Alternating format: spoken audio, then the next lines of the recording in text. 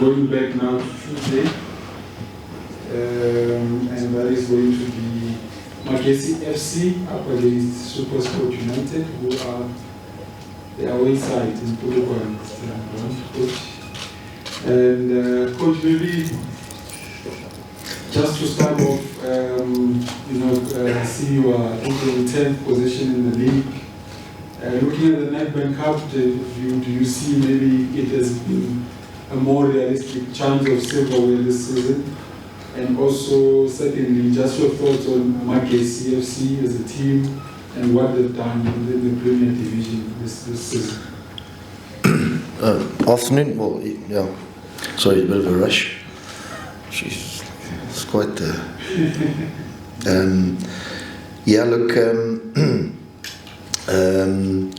Obviously, it gives us every team another opportunity, and it is our sort of biggest cup competition in South Africa. So, gives you another opportunity to obviously try and get through to the next round. It won't be easy. I mean, if you watch them last night, gee whiz, they're certainly up for it, and they were, it was real tough. And they won the previous cup competition before this, so there certainly won't be an easy team. There's been a lot of turnover there of players as well, which is pretty much like the same with us. So you never really know, but on that pitch, there's always a difficult game there. Been going there for a long time, so I'm sure it won't be easy. And we got to get ourselves sorted out and try and, before the close of the window, we try and do a few things. All right, thank you, Coach. Questions from the floor? Just by show of hands. Take the first one. So everyone from Newsroom Africa here.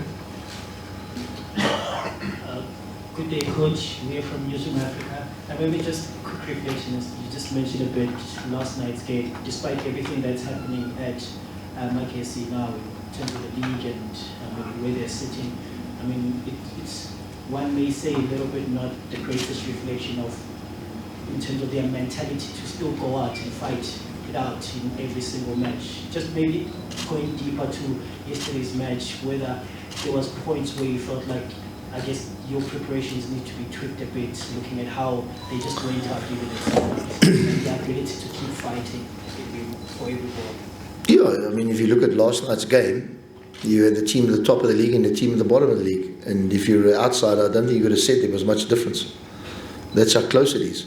And I think when you play in cup competitions, you're all around the world. You get upsets, and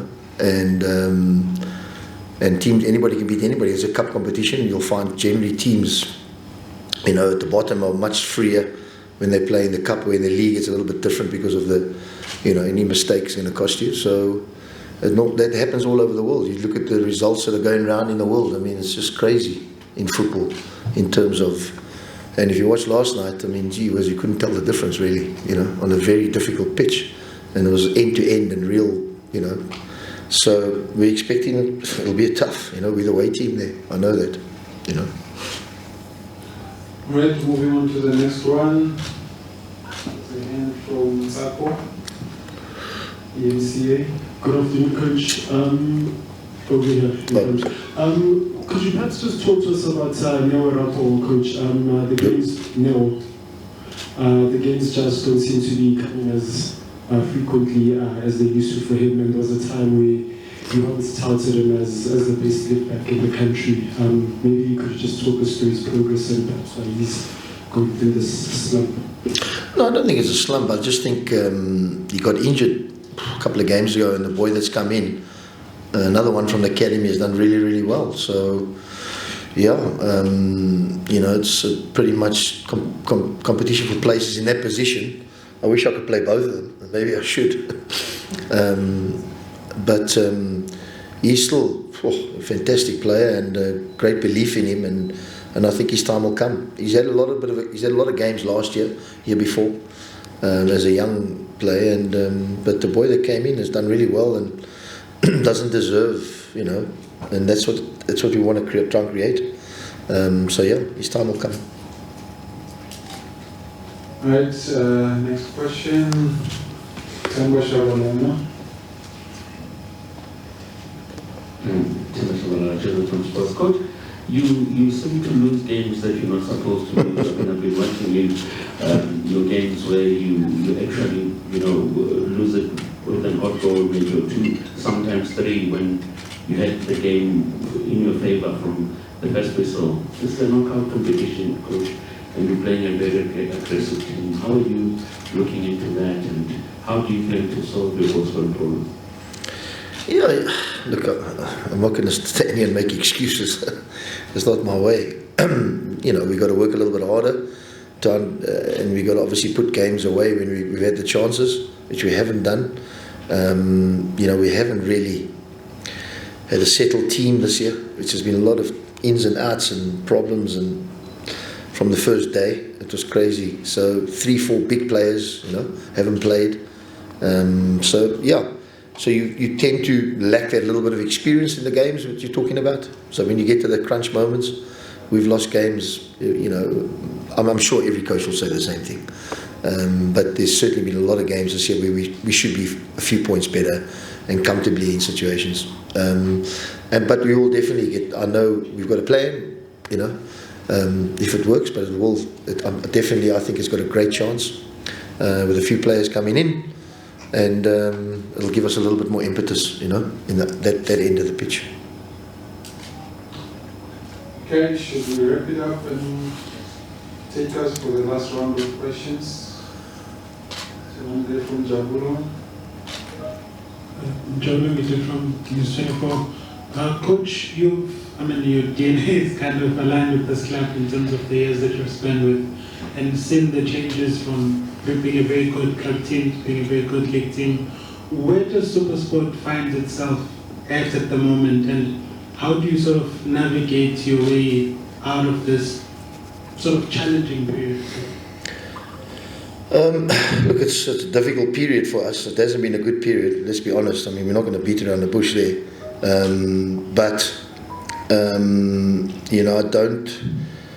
I just saw a graph yesterday actually of the English Premier League teams, and the teams that are at the top have had the least amount of injuries and things like that. So injuries are part of the game. We haven't had the depth in the squad, so with that we've got to try and get better. Because I always believe the strength of your club is the strength of your bench, and I think we've really struggled with a lot of young players, which is our policy, and we will give a few more before the end of the season, that's for sure. But and you're going to have a little bit of ups and downs. A lot of movement of players out. We've got 3 boys on trial, 2 in Spain, 1 in Dynamo Kiev. More than likely he'll be signed. So those affect you. Those are part and parcel of our team. So there you go. That's been difficult for me, but we're okay. But obviously results are important, because at the end of the day, people that's what they look at. They don't look at the actual the performances and things like that. Because at the end of the day, it's about points, isn't it? And we haven't got enough. There's no doubt about it. We need more. But every coach will say the same thing. But we certainly will give it a much better go in the second round. That's for sure. Okay, Temba once more.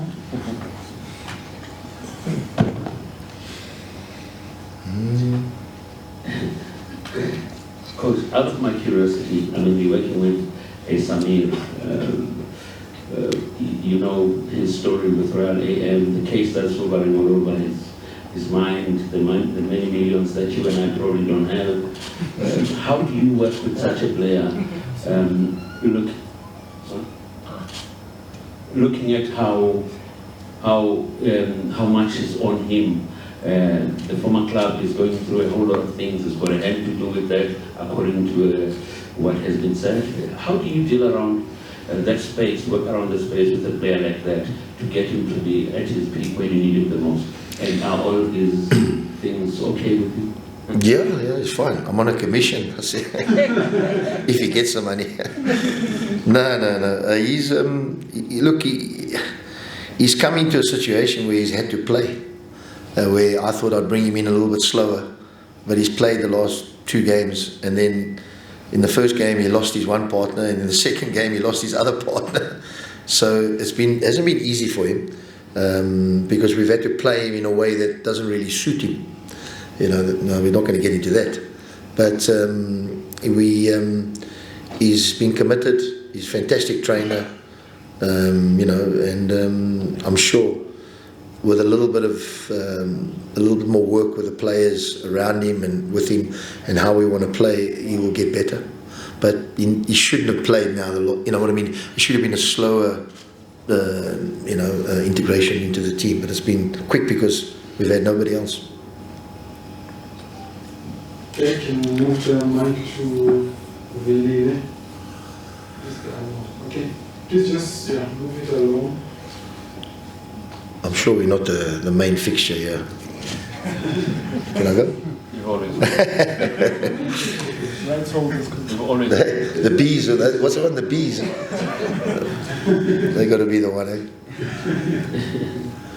Bonsoir, coach. Really? Hi, boss. Yes, coach. Yeah, coach, I just want to ask about Saile.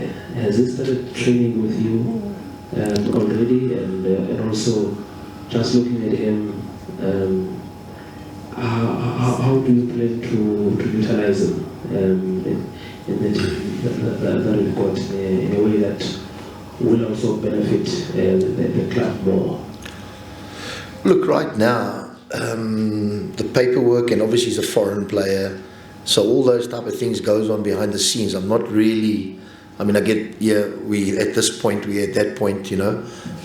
So I'll certainly by tonight or this afternoon, I'll have more information. Right now, I don't really have too much on him. Obviously, I know what we're getting in. So yeah, you know, I will obviously use him differently. But that's a point for another case from a football perspective. But right now, all the other things need to, because it's quite complicated with these type of deals.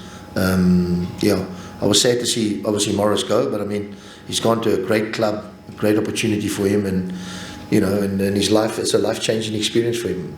You know, I said to him, it's a great experience, and he's going to go there, you know, where they're certainly going to need him, and I'm sure he'll do a good job for them. Oh, you've got a follow-up? Yes, I'm going to follow up. In fact, I also wanted to, because when he got Tashrik, he didn't have a club at that time, and I think many who watched him even before Cape Town City from Ajax time, pity he had injury problems. One of the most promising was the type of a striker that he's got. What really interested you in him, and an injury-free Tashrik? What do you think he can do? Because I think there was a time when he was even a leading striker for under 23, but an injury brought him out of the Olympics. Look, I don't think this is the forum to get into play and how we want to, because that's obviously you know, he's left us now. But yeah, he's came and did a good job for us. You know, threw him a lifeline, really. And it's amazing how life changes in football in a matter of 3 months. And he's got a situation now where they get in a fantastic person, which is the most important thing. They get a good player who can play. Is exactly what I think they need. And I think they've done well, you know. And let's see how he goes. I wish him well. I saw him yesterday. He's one of the only players that come and thank us for changing their lives, you know. And there's been so many, but he's one of those characters, and I wished him well. And I said to him, he's going to a very good place and a good club, so I wish him well. Thank you, Coach. Do we have any takers for any more questions? Or there's another head. Okay. No, I just wanted to, did you say email is close to being signed by Dynamo? Well, he hasn't come back. You know, normally after trial they send you back after 3 days. It's been there 2 weeks, I mean, and we got no centre backs, so I could play Tuesday. Yeah. Yeah.